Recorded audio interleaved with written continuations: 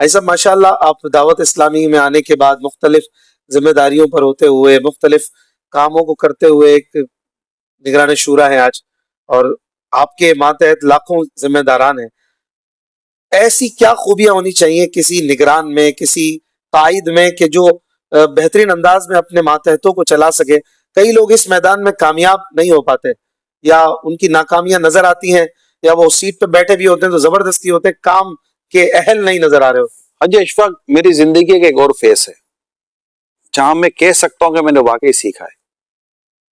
और वो फेस था जब हालात की वजह से अमीर सुन्नत ने ट्रैवलिंग पर हमें मना कर दिया कि अब ट्रैवलिंग नहीं करेंगे, बड़े बड़े इज्तिमा नहीं करेंगे, और सिक्योरिटी का एक हिसार आ चुका था।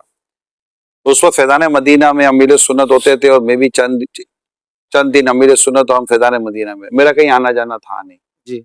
आउट ऑफ कंट्री भी सफर उस वक्त कम होते थे, और कराची में सफर नहीं होता, कराची के बाहर का तो तस्वुर ही नहीं था। वो वक्त था ना, मैं 2-2, 4-4, 6-6 दिन, 4-4 दिन तक मैं फैज़ान मदीना में, मैं एक कमरे में होता था, अमीर सुन्नत दूसरे कमरे में होते थे।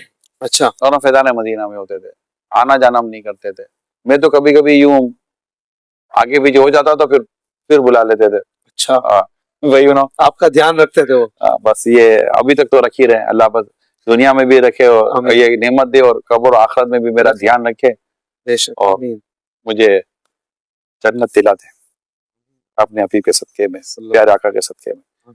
तो आज अशफाक, वो जो वक्त था ना, खाना पीना, अमीर सुन्नत के रोजे, सेहरी इफ्तारी, अमीर सुन्नत के मशवरे, आपके साथ तकरीबन आपके साथ कमोबेश टाइम गुजरता था। तो उस वक्त मुझे वो कुछ तंजीम या काम करने का जो एक अंदाज, एक क़ियादत, एक लीडरशिप कैसी होती है जी, वो काफी चीजें समझने का मौका मिला। जो आज जितनी चीजें लिखी जाती है ना, वो समझे कोई इधर आ जाए ना मेरे सुन के सिर्फ किताब अमीर सुन्नत पर अगर कोई किताब लिखी जाएंगी तो एक ऐसी किताब होगी जिसमें सिर्फ क़ियादत की खूबियां होंगी, और उसमें हर जगह पर अमीर सुन्नत का नाम नजर आएगा।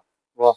मुझे लिखना नहीं आता, वरना मैं लिख चुका होता। लिखना जो है ना, हर एक का एक अपना सलाहियत होती है। मुझे भी लिखने चाहिए, वैसे मुझे लिखना वो फन नहीं है, लिकुल्ली फन रिजाल। आपका आर्टिकल तो आता है ना महानामा फैज़ान मदीना में, मेरा लिखा हुआ नहीं आता, वो लिखा हुआ नीचे के बयान का वो इख्तिबास ले लेते हैं, और वो मेरे को सिखा लिखना, ऐसा ही कुछ इख्तिबास वाला ही कुछ। अल्लाह तौफीक दे, वो अच्छी किताब हो जाएगी। अब है ये कि उस वक्त जो थे ना वो, अच्छा अब मैं आपके सवाल की तरफ आता हूँ, इसके पहले मुकदमा जरूरी था। सबसे पहला आपका इखलास और आपका जज्बा होना जरूरी है, यानी आपका टारगेट क्लियर होना चाहिए, आप करना क्या चाहते हो। अमीर सुन्नत एक दफा बयान की तैयारी कर रहे थे और मुझे फरमाया, इमरान आज दाढ़ी रखाई। अच्छा, यानी आज हम दाढ़ियां रखवाते हैं। गोल सेट करके जाना, गोल सेट करके आपने बयान तैयार किया कि मैं चाहता क्या हूँ, आज मैं बयान में क्या हासिल करना चाहता हूँ। यानी कि यूं समझिए कि अगर आप एक लोहार के हाथ में लोहा दे दें तो उसको ये तो पता है ना कि मुझे इसको बनाना क्या है। सही। फिर उसको गर्म करता रहेगा करता रहेगा करता रहेगा। अब उसको जो शक्ल देनी है ना, उसको मोड़ना कब है, तो उसको क्या शक्ल देनी है, उसको जिगजैग चाहिए, उसको क्या बनाना है, गोल बनाना है, चौरस बनाना है, क्या बनाना है। उससे पहले लोहार के जहन में होगा कि मैंने इस लोहे को पहले गर्म करना है, नरम करना है, और उसको मोड़ना कहाँ है। ये मुबल्लिग के लिए जरूरी होता है। तो क़ियादत जो होती है ना, उसका टारगेट क्लियर होता है, उसका गोल क्लियर होता है। अगर वो रास्ते में खुद बदलता रहेगा तो कौम का क्या हाल होगा। तो अमीर सुन्नत का हदफ बिल्कुल क्लियर कि मुझे इस कौम को सरकार सल्लल्लाहु अलैहि वसल्लम की सुन्नतों पर लाना है और इस्लाही उम्मत पर लाना है। अकायद और आमाल और नजरियात की दुरुस्ती वाला काम करना है, और ये चीजें हैं, क्लियर थे।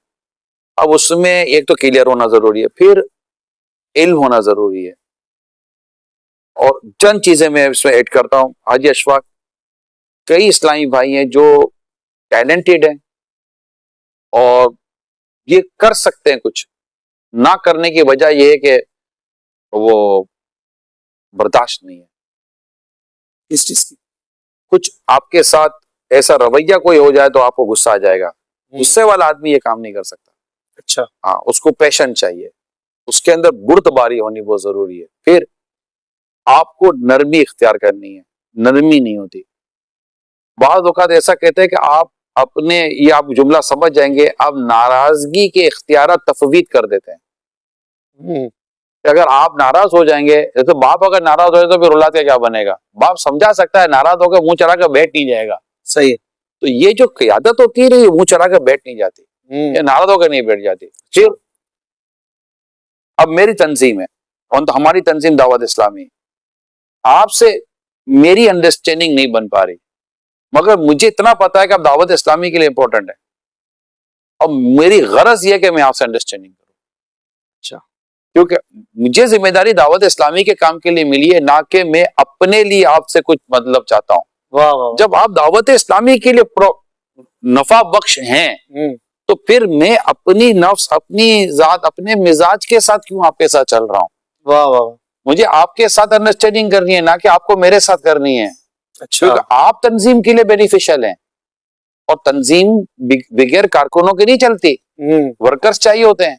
जी जी। और हर वर्कर्स का मिजाज अलग होता है, तो पता चला कि क़ियादत को तमाम मिजाज के साथ मिलकर चलना पड़ता है। और फिर एक वक्त आता है कि वो तमाम मिजाज वाले, अलग अलग मिजाज वाले लोग अपनी उस क़ियादत के मिजाज में ढल जाते हैं।